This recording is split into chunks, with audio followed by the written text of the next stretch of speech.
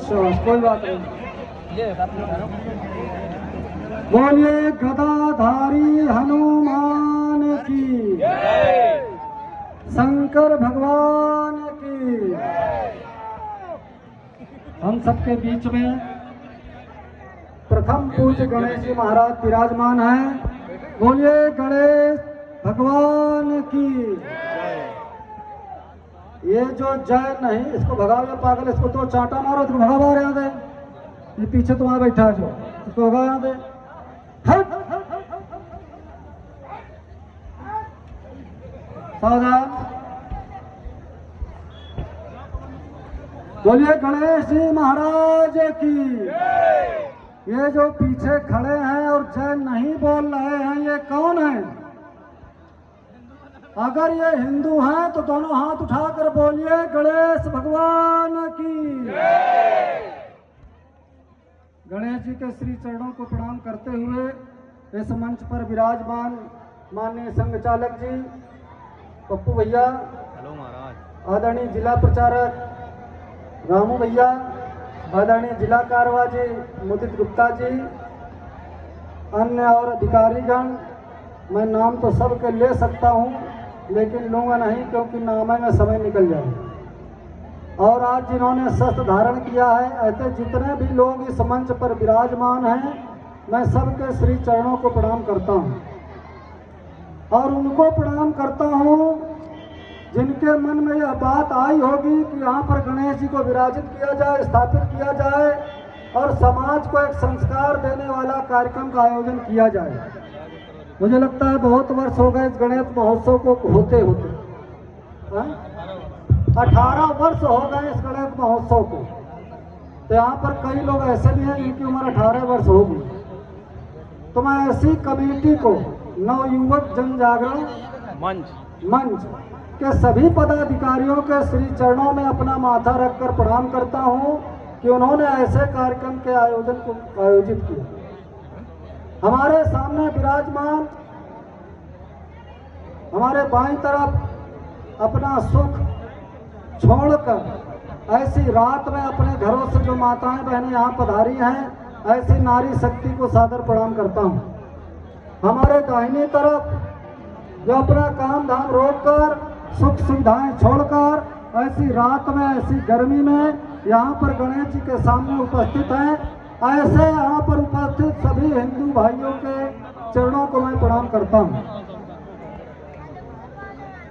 एक नारा लगाते हैं लोग, आप लोग भी लगाते होंगे, अगर आता होगा तो जवाब देना। धर्म की, धर्म की,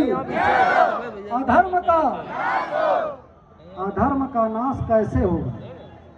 यह विचार करने वाली बात है कि धर्म की जय करने के लिए तो हम लोग यहाँ पर उपस्थित हैं, लेकिन अधर्म का नाश कैसे होगा? तो केवल नारा लगाने से नहीं होगा। अधर्म का नाश तब होगा जब इनके जैसे नौजवानों के हाथ में शस्त्र होगा, तब अधर्म का नाश होगा। मैं अपनी माताओं बहनों से निवेदन करना चाहता हूँ कि अपने बच्चे को पढ़ा लिखा कर नौकरी दिलाना उनका लक्ष्य नहीं होना चाहिए। आज की जो स्थिति है भारत के अंदर कि दुश्मन हमारे दरवाजे पर खड़ा है, तो आज हमारे घर में बच्चे जो पैदा हों, उनके अंदर साहस होना चाहिए, उनके अंदर वीरता होनी चाहिए। कहाँ से आएगी वो वीरता, वो साहस? तो एक इस देश में ऐसी नारी हुई है जिसने अपने जीवन में अपने बच्चे को पढ़ना और लड़ना दोनों सिखाया, और उस बच्चे ने इस धरती पर भगवा ध्वज गाड़ कर कहा कि यह धरती हिंदुओं की धरती है। तो आज माताओं को आवश्यकता है ऐसे पुत्रों को जन्म देने की, छत्रपति शिवाजी महाराज जैसे, चंद्रशेखर आजाद जैसे की, भगत सिंह की, जो देश और धर्म के लिए अपने को कष्ट में डालकर समाज का नेतृत्व करने की क्षमता रखते हैं। ऐसे बच्चों की आज उत्पत्ति होनी चाहिए।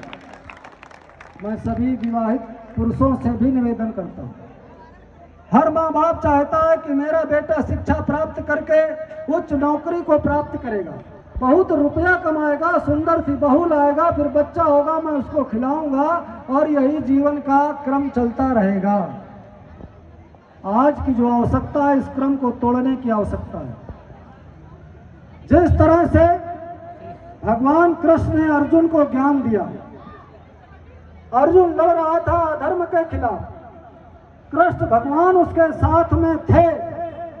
हम सब लोग भगवान से निवेदन करते हैं, मंदिरों में जाकर भजन गाते हैं, आरती गाते हैं, तो केवल अपने सुख के लिए भगवान से निवेदन करते हैं जाकर कि हे भगवान, मेरे बेटे की शादी हो जाए, मेरा व्यापार सफल हो जाए, मेरे बेटे की नौकरी लग जाए, मेरे नाती हो जाए, भगवान मेरे दुखों को दूर कर दो।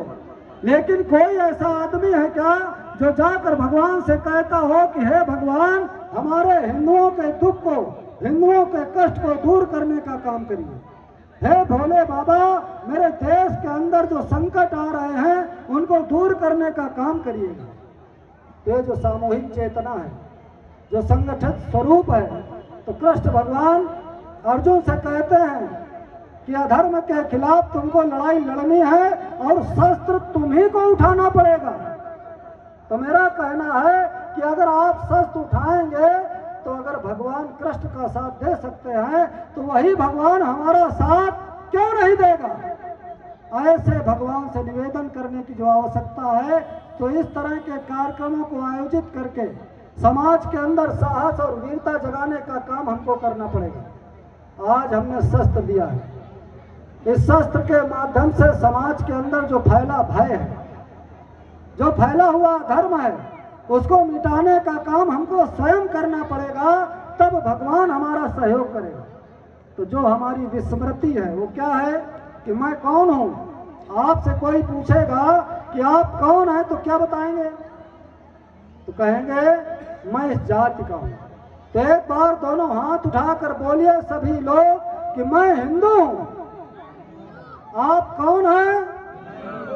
ये देखो अभी कुछ बोल नहीं रहे थे, मक्का टाइप हिंदू जो यहाँ पर उपस्थित है, उनके हाथ नहीं उठ रहे हैं, उनके मुंह से निकल नहीं रहा है कि मैं हिंदू हूँ, क्योंकि उस हिंदू के मन में जाति का अहंकार भरा है, उस हिंदू के मन में धन का अहंकार भरा है, उस हिंदू के मन में ज्ञान का अहंकार भरा है, उस हिंदू के मन में ताकत का अहंकार भरा है, इसलिए वह अपने को हिंदू नहीं कह रहा।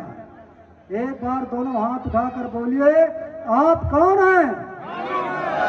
अगर यह बात माताएं कहना शुरू कर देंगी घर में कि मैं हिंदू हूं, तो आने वाली जो पीढ़ी है वो अपने को हिंदू कहेगी। आज की जो आवश्यकता है वह यह आवश्यकता है कि हिंदू संगठित हो। कैसे संगठित होगा?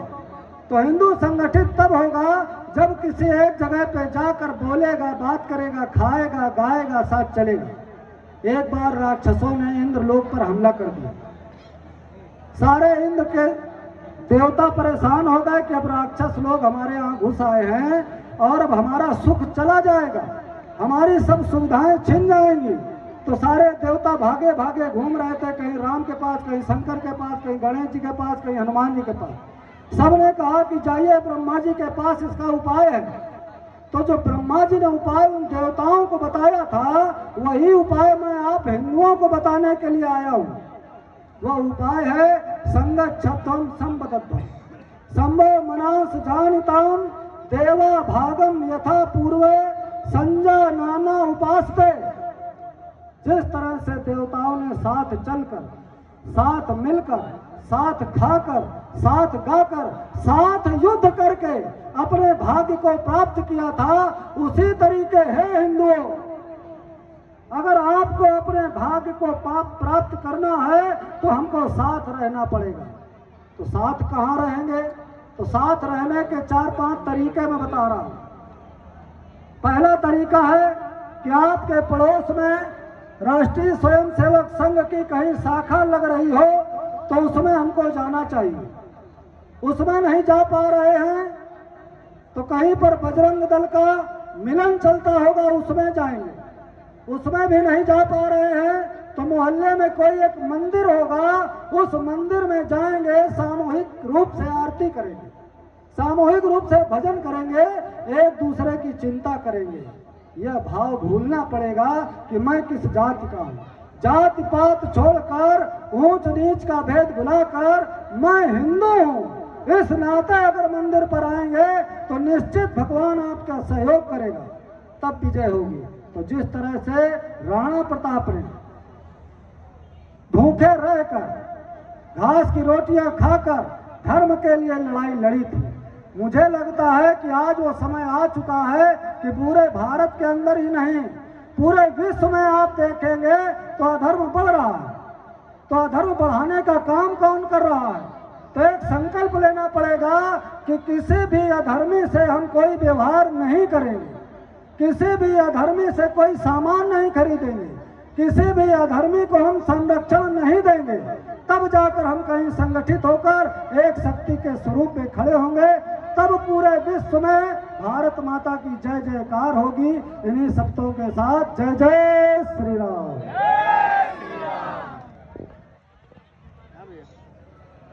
हाँ, नवयुवक जन जागरण कमेटी माननीय मधुराम जी का बहुत बहुत आभार व्यक्त कर रही है। और कहीं में कुछ छूट गया है, माननीय पीयूष जी जावे मंच पर आ जाए 2 मिनट के लिए, अखिल जी और तरनजीत जी, इनका सम्मान, एक भानु जी आ जाए तो सम्मान करेंगे। मुकेश जी, पीयूष जी करेंगे,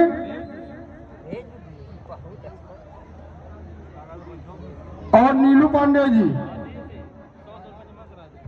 और परमेश त्रिपाठी, परमेश जी, 700 प्लस 800 350 की आ ही रहा है। कहाँ नहीं हम गए अच्छा तो हम ऊपर बहुत सही बोले भैया, बिल्कुल। हाँ कितने 100 रुपये